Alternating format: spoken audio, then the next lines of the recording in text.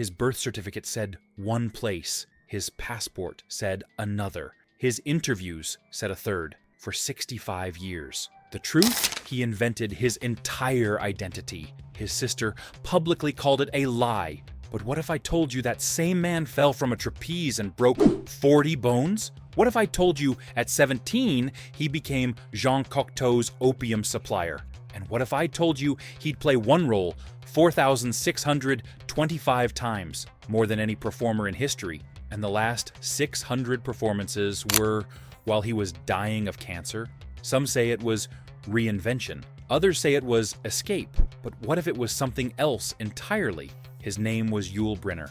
He became the most unforgettable king in Broadway history. And before he died, he recorded a message designed to speak from beyond the grave. And the records were saved. Today, you'll see them. Number 1. The birth certificate lie.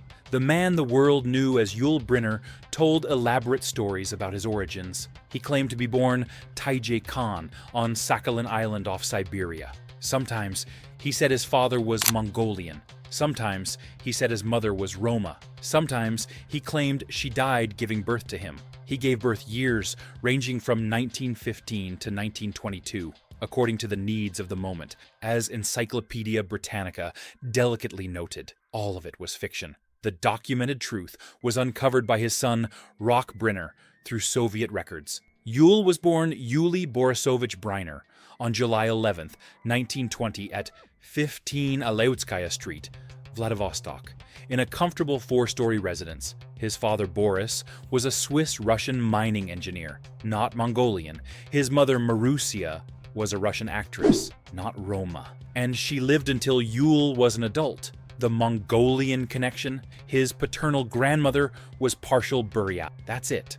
A partial grandmother. Far from the exotic heritage he claimed. Most remarkably, his own sister Vera sharply objected to his appropriation of Roma heritage, called it fabrication, publicly. Yet Brynner became honorary president of the International Romani Union in 1977, maintained the role until death. He once said this: "People don't know my real self, and they're not about to find out." For 65 years, Yuliy Borisovich Briner from Vladivostok pretended to be Taiji Khan from Siberia, and the world believed him because he made them believe. But his invented identity was nothing compared to what happened when he fell from the sky. Number 2.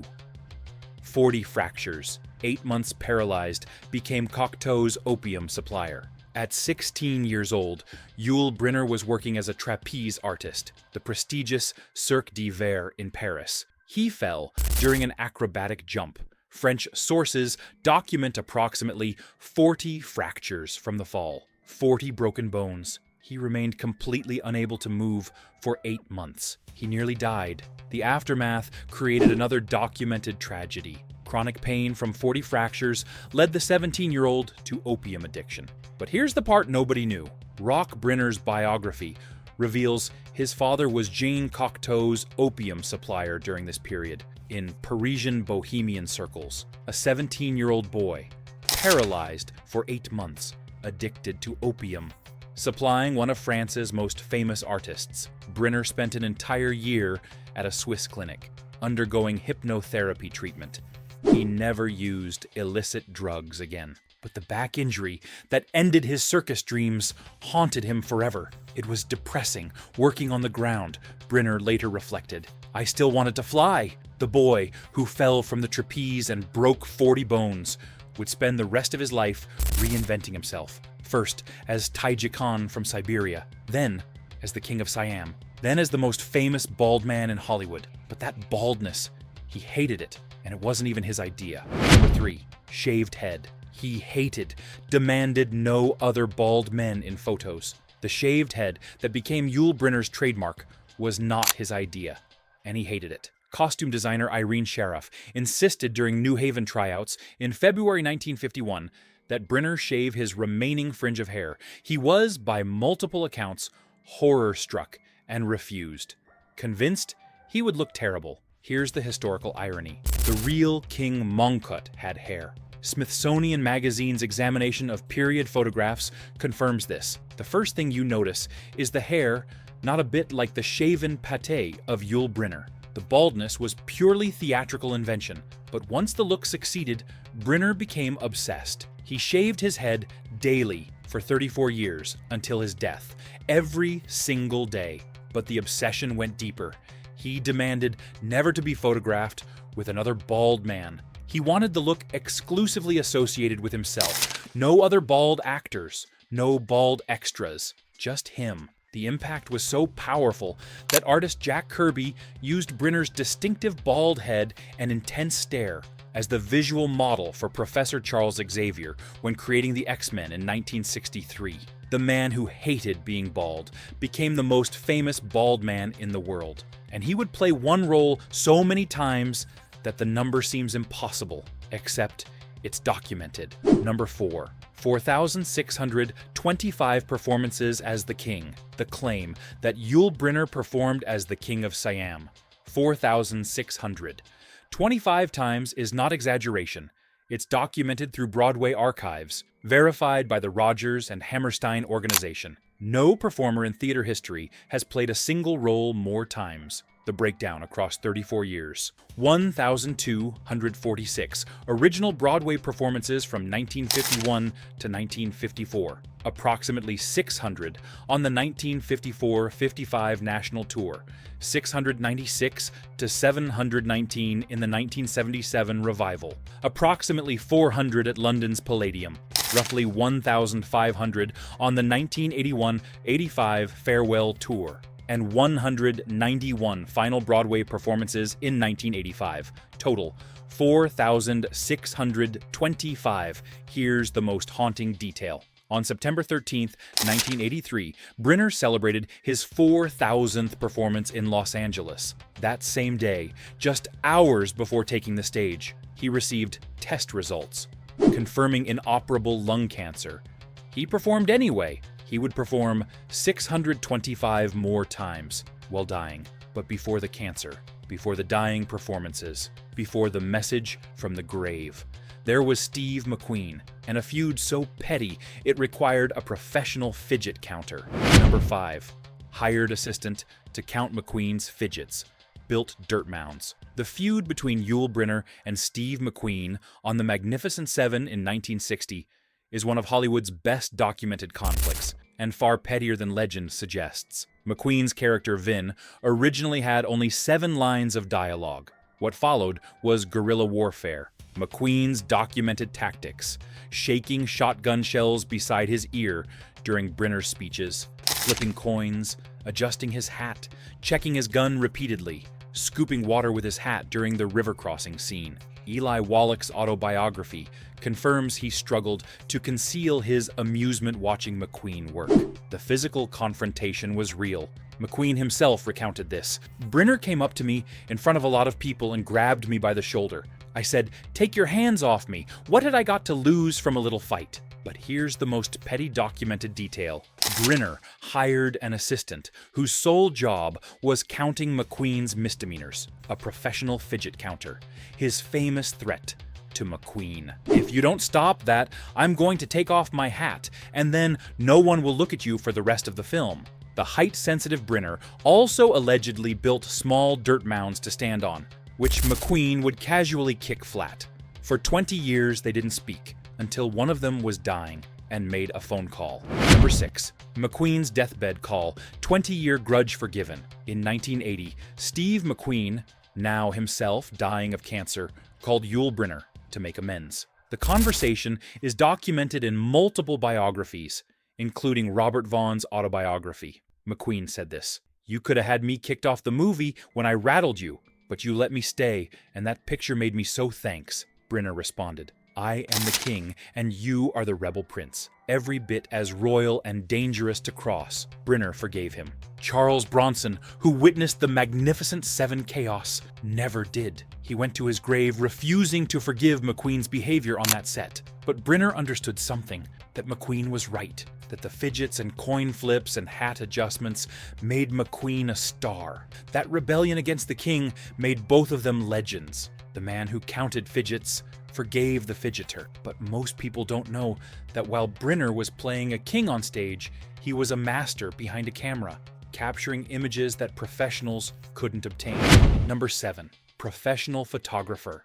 Life magazine, 8,000 images. Yul Brynner's photography was not a celebrity hobby. His work appeared in Life magazine. Henri Cartier-Bresson, perhaps the 20th century's most influential photographer, praised his work. He captured images that professionals couldn't obtain. Elizabeth Taylor, who famously never allowed photographers near her without makeup or offset, let Brynner photograph her poolside with her daughter. He captured Cecil B. DeMille at a private mountain retreat where cameras were otherwise forbidden. He photographed Audrey Hepburn in Venice, Ingrid Bergman, Dean Martin, Frank Sinatra, always candid, always revealing. His daughter Victoria has since compiled 8,000 of his images into 4 volumes. His style, using depth of field techniques and intimate access, predated the celebrity photographers of the 1960s by a decade. Studios sometimes used his photographs as official production stills. The bald king, who played the same role 4,625 times, had a second career nobody saw. But when the cancer came, there was only one role left: the king, dying on stage 8 times a week. For real. Number 8. Performed 625 times while dying of lung cancer. After his September 1983 diagnosis, given 3 months to live, Brynner defied his doctors, continued performing 8 shows weekly. He underwent radiation and chemotherapy between performances. When radiation made his voice hoarse, productions briefly closed, then resumed. Here's the devastating parallel. In The King and I's final scene, the King of Siam dies. Every night of the 1985 Broadway revival, Yul Brynner enacted a death scene while actually dying. His co-star, Mary Beth Peil, later reflected on this. The fact that in the last scene, the king is dying, and I knew Brynner was dying, Brynner knew he was dying, and the audience knew he was dying. Brynner explained his choice in a 1984 interview. I couldn't see myself going to bed and waiting to see what would happen with my illness. I preferred to play to 2,000 or 3,000 people and standing ovations. The choice is quite simple. His final performance came June 30th, 1985. His 4,625th as the king. During a 5-minute standing ovation, the orchestra played Auld Lang Syne. He died 102 days later. But before he died, he filmed something, a message, designed specifically to speak after he was gone. Number 9. Now That I'm Gone. Message designed to speak from the grave. In his final television interview on Good Morning America on January 7th, 1985, Brynner was asked what he would tell smokers if he could speak to them after his death. He replied with words he knew would outlive him. Now that I'm gone, I tell you, don't smoke. Whatever you do, just don't smoke. If I could take back that smoking, we wouldn't be talking about any cancer. I'm convinced of that. The American Cancer Society created a 30-second PSA using this footage, deliberately designed to suggest he was speaking from the grave. It opened with a black screen, showing Yul Brynner, 1920-1985, like a tombstone. An announcer intoned, "Ladies and gentlemen, the late Yul Brynner." Then his face appeared. The PSA first aired February 19th, 1986, 4 months after his death on October 10th, 1985. Susan Islam of the American Cancer Society called it the most powerful indictment of smoking we've ever produced. The organization was deluged with letters from viewers whose children had seen it and begged them to quit. He had smoked 5 packs daily at his peak, starting at age 12, just to appear macho because I didn't have brains enough. He quit in the late 1960s and discovered cigarettes could cause cancer even 15 years after quitting. That horror drove his final crusade, a message from beyond the grave. Still playing on television today, still saving lives. But where was he buried? Even that was a secret. Number 10. Secret burial in French monastery, museum built later. Yul Brynner died at 1 a.m. on October 10th, 1985, at New York Hospital, Cornell Medical Center. His wife, Kathy, his agent, and 4 of his 5 children were present. Broadway dimmed its lights that night at 8 p.m. He was cremated. His ashes initially remained at his Normandy estate, but in 1990, 5 years after death, his family secretly moved the ashes to the Saint-Michel-de-Bois-Aubry Orthodox Monastery near Luzay, France, between Tours and Poitiers. Only his widow and 6 children knew the location. A simple stone with a Celtic cross marks the site. The monastery now contains a small Yul Brynner museum with movie posters and memorabilia, and in Vladivostok, the city where he was actually born, not the fictional Sakhalin island of his invention, an 8-foot statue was unveiled in 2012 at Yul Brynner Park, on the street where he entered the world as Yuliy Briner, before becoming something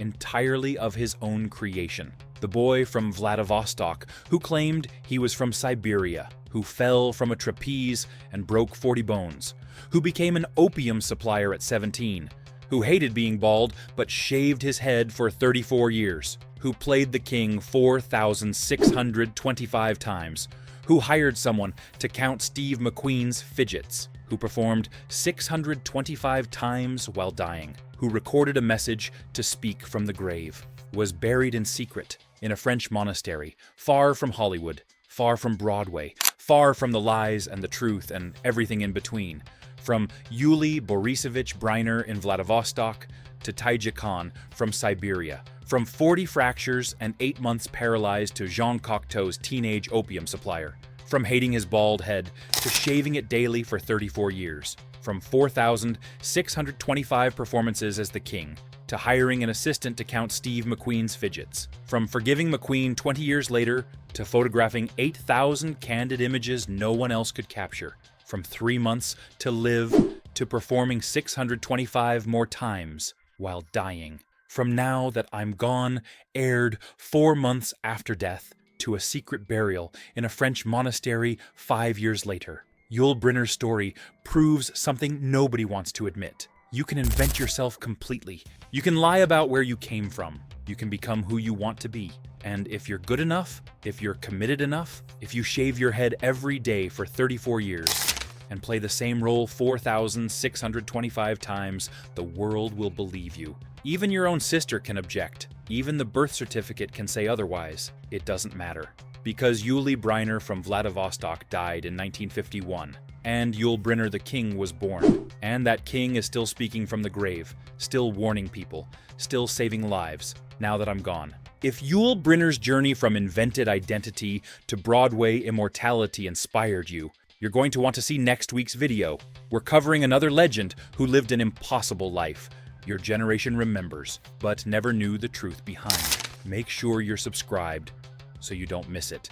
And if you've got your own memories of seeing Yul Brynner as the king or in the Magnificent Seven, share them in the comments. I read every single one. Thanks for watching, and I'll see you next week.